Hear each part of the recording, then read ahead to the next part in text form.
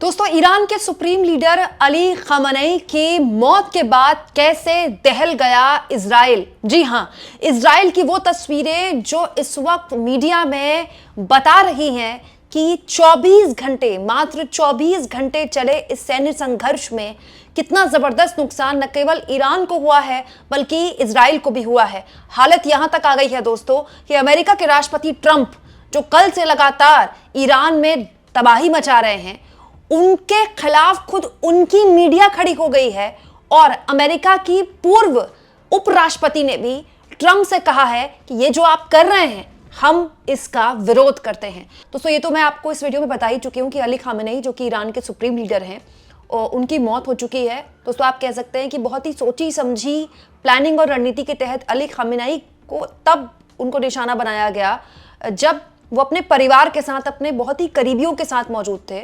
लेकिन इस खबर के आने के बाद जो उम्मीद अमेरिका और इजराइल को थी, मामला उससे उलट हो गया है। दोस्तों, अमेरिका और इजराइल को ये उम्मीद थी कि खamenei की मौत के बाद से ही ईरान में एक रिजीम चेंज वाला माहौल दिखाई देगा, लोग सड़कों पर उतरेंगे और खamenei की जो सत्ता थी, जो इस वक्त वहां पर चलता हुआ प्रशासन है, उसके खिलाफ बगावत कर देंगे। लेकिन हो इससे उल्टा गया है दोस्तों।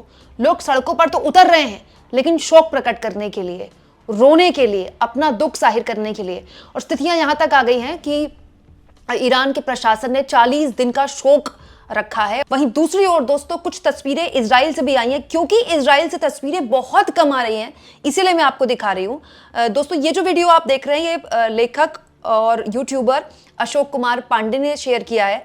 ये वीडियो इजराइल से आई है, उन्होंने दावा किया है। उनका ये वीडियो जो वो दावा कर रहे हैं, जरा देखिए आप दोस्तों। 12 सेकंड का ये वीडियो है, जरा आप देखिए कितनी तबाही मची है। ये देर रात का ही वीडियो है। एक्चुअली दोस्तों, इस तरह की तस्वीरें ईरान से तो आ रही हैं लेकिन इजराइल से नहीं आ रही हैं, क्योंकि मीडिया वहां पर बहुत जबरदस्त उस पेनी नजर वहां पर रखा हुआ है। लेकिन आप देखिए, तबाही जबरदस्त तरीके से इजराइल में भी मची हुई है। कुछ इसी तरह की तबाही पिछले साल जब 12 दिन का युद्ध हुआ था तब इजराइल में देखने को मिली थी, और अभी इजराइल से भी ऐसी ही तस्वीरें आ रही हैं। तेहरान टाइम्स ने दोस्तों कुछ देर पहले की ये फोटो शेयर की है। तेहरान टाइम्स ने दावा किया है, मतलब ईरान का अखबार है, फोटो इजराइल के जनरल स्टाफ बिल्डिंग की। ये तेहरान टाइम्स का दावा है, जनरल स्टाफ बिल्डिंग इजराइल की, यहां पर बमबारी की गई है ईरान द्वारा। देखिए, यहां पर आपको धुएं का गुबार भी दिखाई देगा, आग भी दिखाई देगी। तेहरान टाइम्स ने दावा किया है कुछ देर पहले कि ईरान ने बहरीन, कतर और दुबई तीनों जगह एक साथ स्ट्राइक्स की हैं। आप जानते हैं दोस्तों, पूरे अरब मुल्क के 7 देशों में पिछले 24 घंटे से स्ट्राइक पर स्ट्राइक किए जा रहा है ईरान। और ऐसा लग रहा था कि अली खamenei की मौत की खबर के बाद ईरान शांत होगा, लेकिन वो और आग बबूला हो गया है। उसने और जबरदस्त तरीके से रिटेलिएट कर दिया है। वहीं दूसरी ओर दोस्तों, ट्रंप पर अब उनकी खुद की मीडिया, उनके देश की मीडिया सवाल उठाने लगी है कि ये आपने क्या कर दिया। दोस्तों, न्यूयॉर्क टाइम्स है, अमेरिका का बहुत बड़ा अखबार, इनफैक्ट दुनिया के सबसे बड़े अखबारों में से एक है। न्यूयॉर्क टाइम्स ने देखिए अपने ही प्रेसिडेंट से सवाल पूछे हैं, बाकायदा एडिटोरियल वहां पर लिखे जा रहे हैं। Why have you started this war, Mr. President? Mister president, या आपने युद्ध शुरू क्यों किया? देखिए दोस्तों, एडिटोरियल में लिखा है, इन्होंने युद्ध स्टार्ट किया, शुरू किया बिना ये बताए अमेरिका के लोगों के लिए और बिना दुनिया को ये बताए कि वो ऐसा क्यों कर रहे हैं। ये कौन पूछ रहा है? अमेरिका के अखबार के एडिटोरियल्स, वहां के वरिष्ठ पत्रकार पूछ रहे हैं। क्यों? क्योंकि दोस्तों सब जानते हैं, पब्लिक प्लेटफॉर्म में था कि ईरान से अमेरिका बात कर रहा है और ईरान लगातार बातचीत में इन्वॉल्व था। दोस्तों, ईरान ये तक कह चुका था कि न्यूक्लियर वेपन तो छोड़िए, न्यूक्लियर वेपन बनाने की जो सामग्री होती है वो भी इकट्ठा नहीं करेगा। उसके बावजूद भी साइमल्टेनियसली ईरान पर हमला कर दिया गया। मतलब एक तरफ आप बातचीत कर रहे हैं और एक तरफ हमला कर दिया। दूसरा, लगातार इजराइल और अमेरिका का ये बोलना कि रिजीम चेंज। यहां मैं आपको बता दूं, कल भी ट्रंप ने जब बयान जारी किया इस स्ट्राइक शुरू होने के 20-25 मिनट के बाद, तब भी उन्होंने ईरान के लोगों को यह आह्वान किया कि अब वो सड़कों पर उतरे और एक तरह से रिजीम चेंज की तरफ बढ़े। दोस्तों, मनामा और बहरीन की तस्वीरें हैं जो ईरान ने शेयर किए। तेहरान टाइम्स के हवाले से मैं आपको दिखा रही हूँ। सब दोस्तों, मैं कोई भी वीडियो आपको हवाबाजी में नहीं दिखा रही हूँ, इसीलिए जो भी वीडियो शेयर हो रही है, जो भी कर रहा है, मैं उसके आधार पर आपको बता रही हूँ, क्योंकि आप जानते हैं दोस्तों, युद्ध के नाम पर बहुत फेक न्यूज भी चलती है। दोस्तों, वहीं दूसरी ओर हालत ये हो गई कि डोनाल्ड ट्रंप की धुर विरोधी और अमेरिका की पूर्व उपराष्ट्रपति भी ट्रंप से के खिलाफ खुलकर खड़ी हो गई हैं। कमला हैरिस, आप इनको जानते होंगे दोस्तों, ये डेमोक्रेट पार्टी से हैं और ट्रंप के खिलाफ इन्होंने चुनाव लड़ा था। ये अपनी पार्टी की कैंडिडेट थी, ट्रंप अपनी पार्टी के कैंडिडेट थे। और दोस्तों कमला हैरिस पूर्व में जब जो बाइडेन राष्ट्रपति थे अमेरिका के, उनके रेजिम में पूर्व उपराष्ट्रपति भी थी। दोस्तों अमेरिका में राष्ट्रपति के बाद जो सबसे बड़ा पद है वो उपराष्ट्रपति का होता है। भगवान ना करे अगर अमेरिका के राष्ट्रपति को कभी कुछ हो जाता है तो तुरंत वहां का कॉन्स्टिट्यूशन कहता है कि जो उपराष्ट्रपति है वो तुरंत पद और गोपनीयता की शपथ ले लेते हैं। तो कमला हैरिस जो इतने बड़े पद पर रही हैं, उन्होंने इस पूरे मामले में ऑफिशियल स्टेटमेंट जारी करते हुए ट्रंप को एक जबरदस्त तरीके से लताड़ा है। वो कह रही हैं दोस्तों कि डोनाल्ड ट्रंप ने यूनाइटेड स्टेट्स और अमेरिका के लोगों को इस वॉर में धकेल दिया जिसको वो नहीं चाहते थे। लेट मी बी क्लियर, मैं यहां पर क्लियर कर दूं कि I am oppose to a regime change war in Iran and our troops are being put in harm way for the sake of Trump's war of choice. मैं Iran में regime change के लिए कोई भी जो युद्ध लड़ा जा रहा है मैं उसके खिलाफ हूं, साफ बोला उन्होंने। और यहां वो कह रही हैं कि हमारी जो सेना है वो ट्रंप ने अपने चॉइस के लिए झोंक दी, कहां, ईरान में। दोस्तों आगे वो लिखती है कि ये बहुत ही खतरनाक और बिना वजह का किया हुआ गैम्बल है। गैम्बल मतलब जुआ है जिसकी कोई जरूरत नहीं थी, ट्रंप ने वो किया है। ये अमेरिका के लाइफ के साथ किया है ट्रंप ने। देखिए आगे लिखती हैं, what we are witnessing is not strength, it is recklessness dressed up as resolve. हम ये जो देख रहे हैं ताकत नहीं है, रेकलेसनेस है।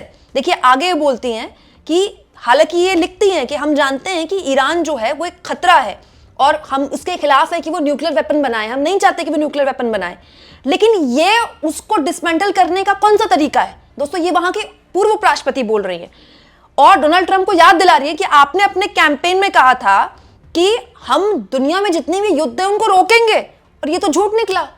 अभी ट्रंप को राष्ट्रपति बने साल भी नहीं हुआ है और आपने एक नया युद्ध छेड़ दिया। यहां पर यह भी बताया गया है दोस्तों कमला हैरिस द्वारा कि हमारा ये संविधान कहता है, मतलब अमेरिका का ये संविधान कहता है कि प्रेसिडेंट को कोई भी ऐसा फैसला लेने से पहले कांग्रेस की इजाजत लेने की जरूरत है।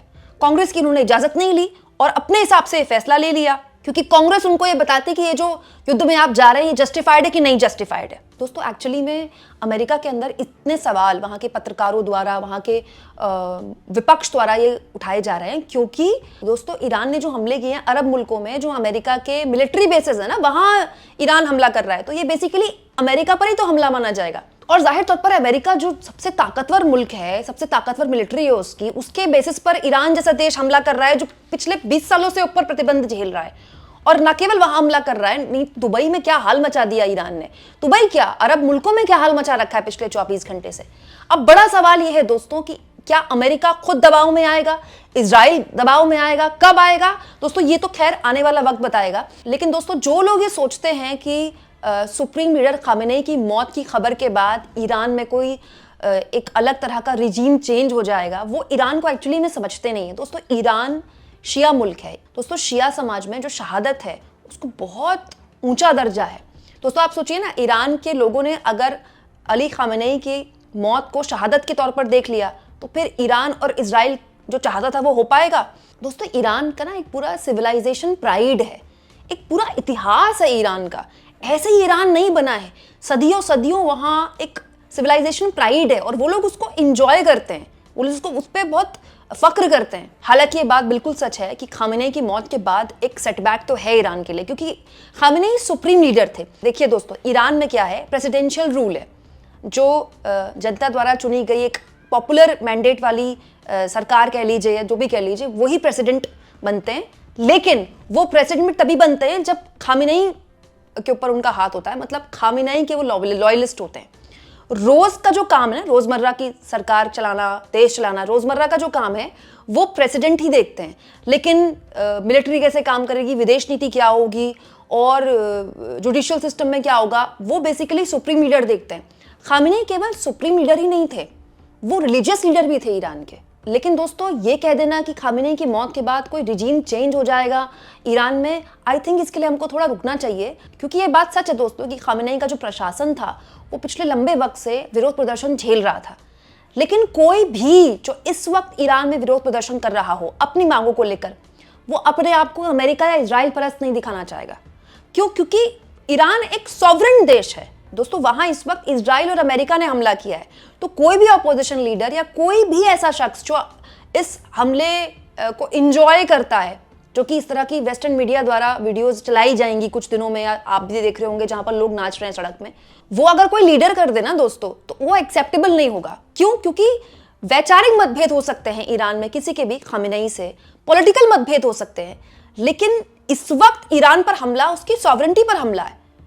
तो ऐसे में कोई भी नेता, कोई भी अपोजिशन लीडर जो आने वाला अपने आप को ईरान में लीडर के तौर पर देखता है, वो किसी भी तरह से नहीं चाहेगा कि वो अपने आप को इजराइल परस्त या अमेरिका परस्त दिखाए। जो लोग खामेनेई से इत्तेफाक नहीं रखते वो भी नहीं चाहेंगे इस वक्त। इसीलिए आप देखिए जो अरब मुल्क हैं वो बड़ी कॉन्शियस तरीके से फैसले ले रहे हैं, बहुत सोच समझकर बयानबाजी कर रहे हैं। अरब मुल्क भी नहीं चाहेंगे कि इस वक्त ईरान में जो हालात हैं उसको लेकर वो कोई भी एग्रेसिव बयानबाजी करें, तब जबकि उनके देश में लगातार मिसाइल पर मिसाइल दागे जा रहा है ईरान। दोस्तों आपको क्या लगता है, क्या अमेरिका और इजराइल ने गलती कर दी? कमेंट बॉक्स में जरूर लिखें, और जितना हो सके चैनल को शेयर भी करें और सब्सक्राइब भी।